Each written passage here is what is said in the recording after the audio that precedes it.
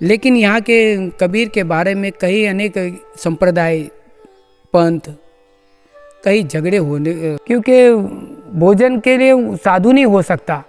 नहीं बोलते कि भाई साधु भाव का भूखा अन्न का भूखा नहीं, अन्न का भूखा फिरे वो तो साधु नहीं। लेकिन आप पंच विषयों में रह के, माया में रह के, मुँह में रह के अने गुरु बन के बैठ के अने जगत को खुद का साहेब का नाम दे के जगत को भ्रमित करे। अरे साहेब तो उस संसार के प्रति मेरा कोई मन नहीं मान रहा था कि भाई, और आज तक हमने कभी टैबलेट भी नहीं ली कि या कोई शरीर का कोई इंजेक्शन ऐसा ही कभी नहीं लगाया। भाई बंधु काका कुटुंब में एक फोर्स किया है कि भाई शादी का फोर्स किया है कि आप शादी कर लीजिए और आगे जीवन के संसार बसा। लेकिन न जाने जियो कि आज के युग के अंदर न जाने खुद कबीर बनने बैठे, कबीर हो गए।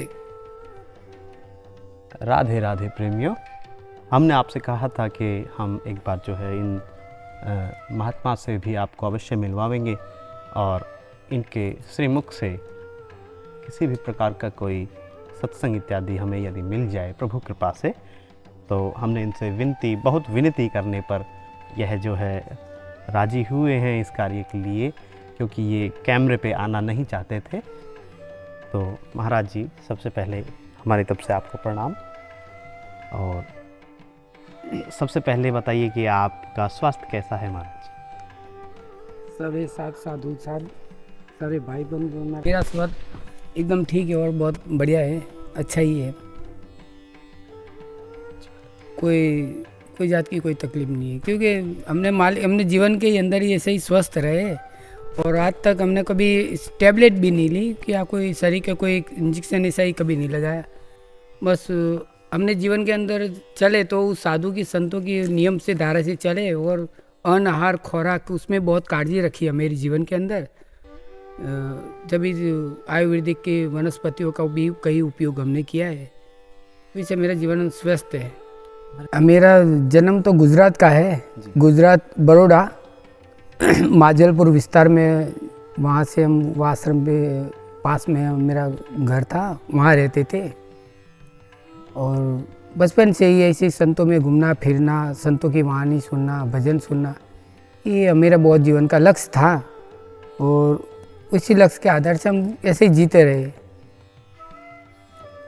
और जब हम कबीर के वाणी और कबीर के दोहे सुने हैं, तभी हमने को सच्चाई, संसार की सच्चाई समझ में आई है कि संसार किस तरफ का है, किस धारा का है, किस तरह से। जैसे हम ये संतों के इसे धारा के समझ के बारे में हम सोचना, पसी हमने उस संसार के अंदर पैर नहीं रखा और अपना जीवन एक आध्यात्मिक की तरह मोड़ लिया और संतों की संगत में, साधु की संगत में हमने अपना जीवन को बना लिया। और जीवन में मेरा एक ही लक्ष्य बंधा दिया कि जो साहिब की शब्द वाणी है, जो साहिब के शब्द है, इस जीव के लिए क्या संदेश है, क्या आदेश है, वो समझने की कोशिश हमने जीवन में की और आगे ही बढ़े। तो हमने कभी ऐसे ही संसार तो हमने किया ही नहीं, शादी किया ही नहीं। और मेरे जो भाई है, 3 भाई है, 3 बहन हम है। और मेरी माता जी शांत हो गई, लेकिन पिताजी है। फिर हमें उसी हिसाब से बचपन से हम अकेले ही रह के हम जीवन के अंदर अपने कर्म भी करते रहे और जीवन भी प्रचेतन चलाते रहे। जैसे हम कपड़े का धंधा करते थे, कपड़े बेचने का, कपड़े का व्यापार करते थे, वैसे ही जीवन चलाते रहे। पर हम अपने हिसाब से अकेले ही रहते थे, अकेले खाना था या अकेले ही धंधा करते। पर जीवन के अंदर हम आगे बढ़े ने, जब ऐसे ही जब घर वाले ने अपने भाई बंधु काका कुटुंब में एक फोर्स किया है कि भाई शादी का फोर्स किया है कि आप शादी कर लीजिए और आगे जीवन के संसार बसा के आगे जीवन बढ़िए। तो संसारी सब जीवन जी रहे थे, तो आप भी जीविए नहीं से।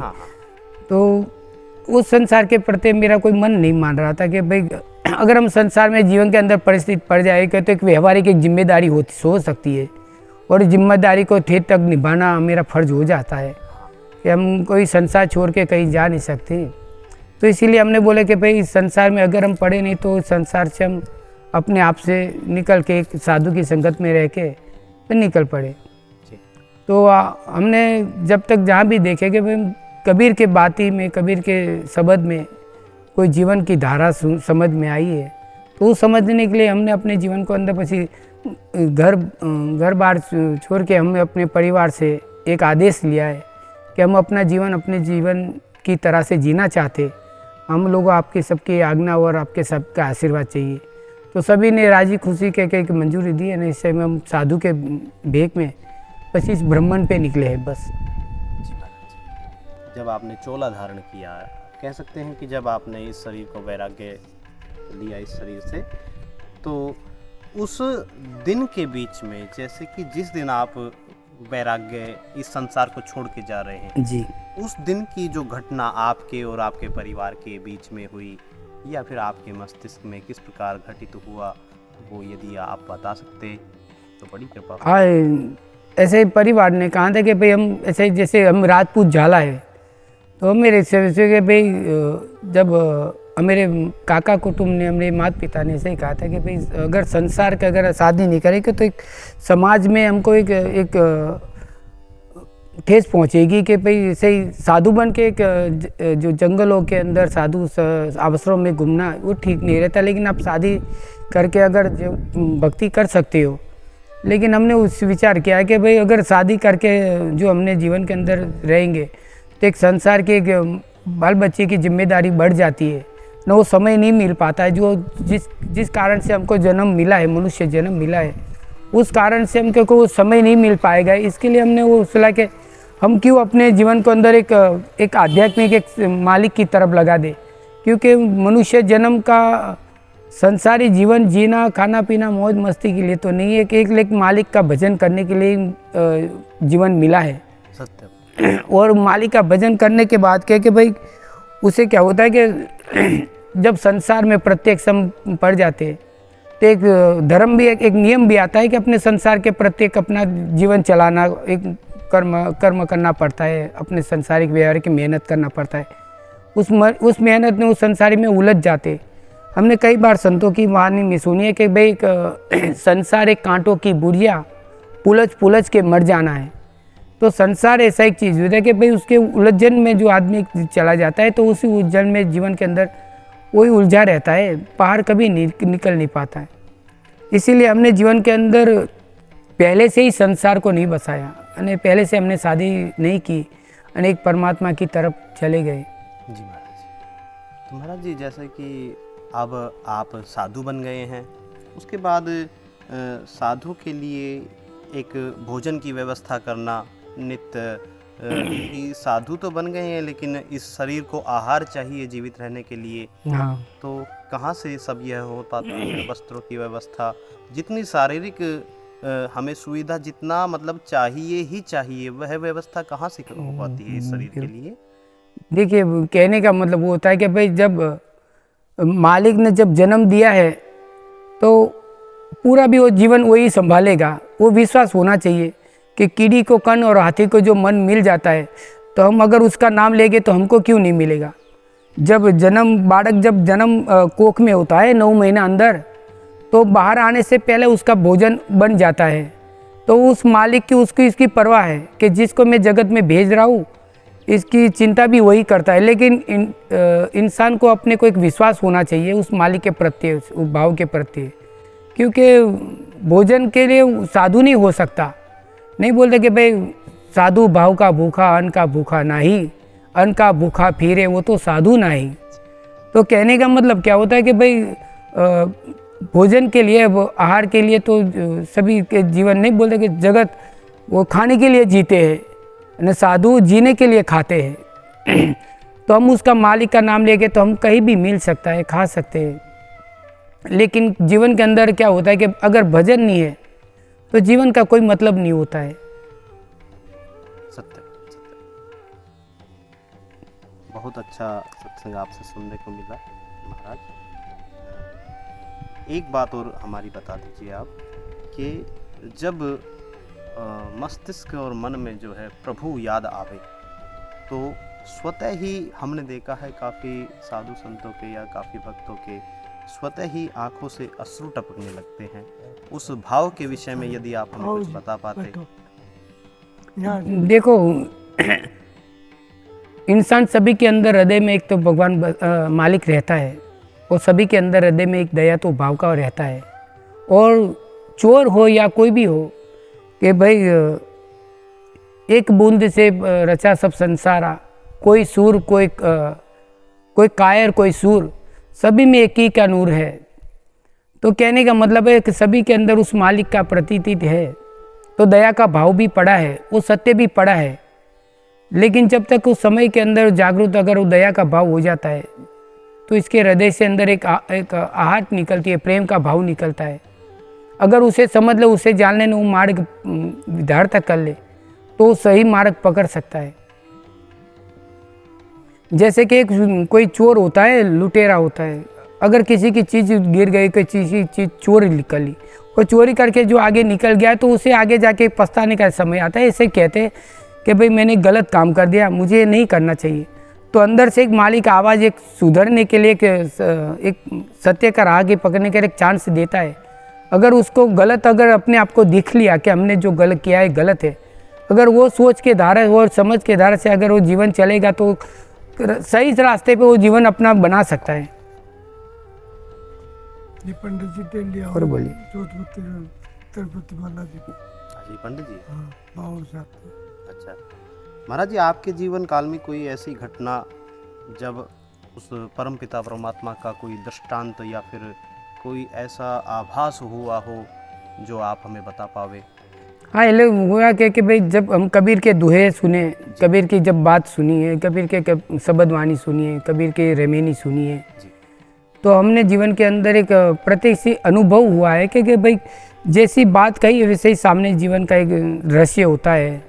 कि जैसे कि जीवन के अंदर हमने कबीर ने कई ऐसी बात बताई है कि जो हमने सच्चाई की बात कही है, यानी वो सच्चाई हमने जीवन के अंदर एक महसूस किया है, घट के अंदर जो अंतर्मुख होके देखे तो इसका एक एहसास हुआ है कि जिस मालिक के लिए हमने जीवन के अंदर बाहर भटक रहे वो तो अंतर ही है और सभी के अंदर मौजूद है। तो एक प्रेम का भाव प्रतीक भाव होता है, एक दया का भाव प्रतीक होता है। आज के इस युग में हम देख रहे हैं कि श्री संत कबीर जी को लेकर बहुत वाद विवाद चल रहे हैं, बिल्कुल है ना? क्योंकि कोई श्री कबीर जी को किस प्रकार से बता रहे हैं और कोई किसी प्रकार से बता रहे हैं, नाम हम लेना नहीं चाहेंगे। यदि आपके मुख से इस विषय पर कुछ आप हमें ज्ञान दे पावे तो बड़ी कृपा होगी, क्योंकि काफ़ी भक्त लोग देख रहे हैं। क्योंकि हमें ज्ञात है कि हमारे श्री कबीर दास जी जो है किस प्रकार के थे हैं और वो कितने महान संत रहे हैं अपने जीवन काल के। लेकिन लोगों की धारणाएं उनके प्रति जो है गलत हो गई है, मिले झुले होने के कारण, किसी की मिलावट के कारण। लेकिन ऐसा नहीं है। ये आप इस चैनल के माध्यम से यदि आप कुछ बता पाएं। धन्यवाद जी। देखिए, जब तक आपने साहिब की बात कही है, कबीर के जीवन के बारे में बात कही, कबीर के बोध के बारे में की है, तो कबीर एक से कोई एक आम इंसान जैसे नहीं थे और उनका एक जीवन के अंदर एक लक्ष्य था कि जीवों का जो मृत्यु लोक के अंदर जो जीव थे, जो त्रिवेणी ताप में तड़प तड़प के मरते थे, कबीर सबके लिए थे। एकमात्र कोई संप्रदाय के लिए, कोई हिंदू के लिए, कोई मुसलमान के लिए, कोई सिख के लिए, कोई ईसाई के लिए नहीं थे। पूरी कायनात के एक इंसानियत के लिए थे। सारे इंसानियत को एक सत्य का बोध, उस सत्य का मार्ग, उस सतलोक का संदेश वो कहने आए थे। लेकिन यहाँ के कबीर के बारे में कई अनेक संप्रदाय, पंथ, कई झगड़े हो गए ना, कई अलग अलग फांते पड़ गए। पता नहीं इंसानों के अंदर कबीर के बारे में क्या सोच हो गई, पता नहीं।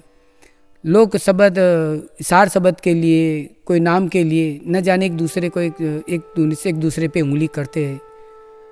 लेकिन जहाँ तक मेरी इससे सोच होती कि कबीर ने कभी किसी को कोई सार शब्द या किसी के कोई इसको अलग अलग नहीं दिया, सभी के लिए एक ही बोध दिया है, उन्हें एक ही समझ दी है कि इंसानियत के अपने एक मानवता में आ जाए और मानवता का जीवन जी ले, मानवता का पाठ पढ़ ले और मानवता का जीवन जी ले, तो बहुत बड़ी बात है।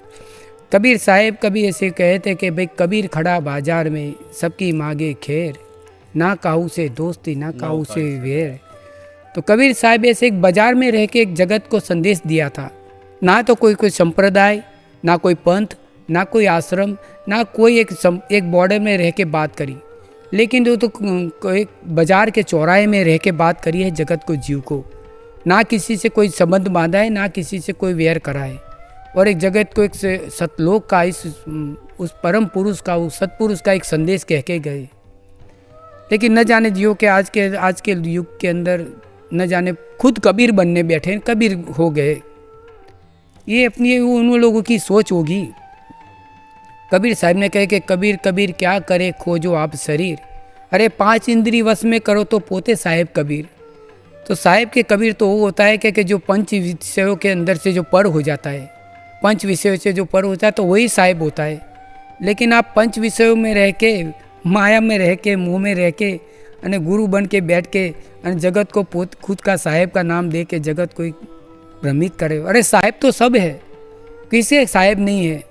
सब घट में मेरे साइयाँ सुनी कोई सहज नहीं, बलिहारी उस घट की जिस घट में प्रकट हुई। तो सभी के अंदर प्रकट है और सभी के अंदर हाल हजूर है। तो कबीर सभी है कबीर, कौन नहीं कबीर। तो इंसानियत के लिए ऐसा ही होता है कि भाई हम अपने कबीर के बहुत को समझे और एक मानवता का जीवन जी के, पाठ सीखे, एक इंसानियत का जीवन जी के हम जगत को एक आगे बढ़ाए। सत्य, बहुत कितने अच्छे और प्यारे भाव है महाराज जी के। बहुत अच्छा लगा हमें इनसे बात करके। आपको कैसा लगा कमेंट में अवश्य बताइएगा, और मिलते हैं आपसे अगले इसी प्रकार के वीडियो में। सभी को मेरा प्यार।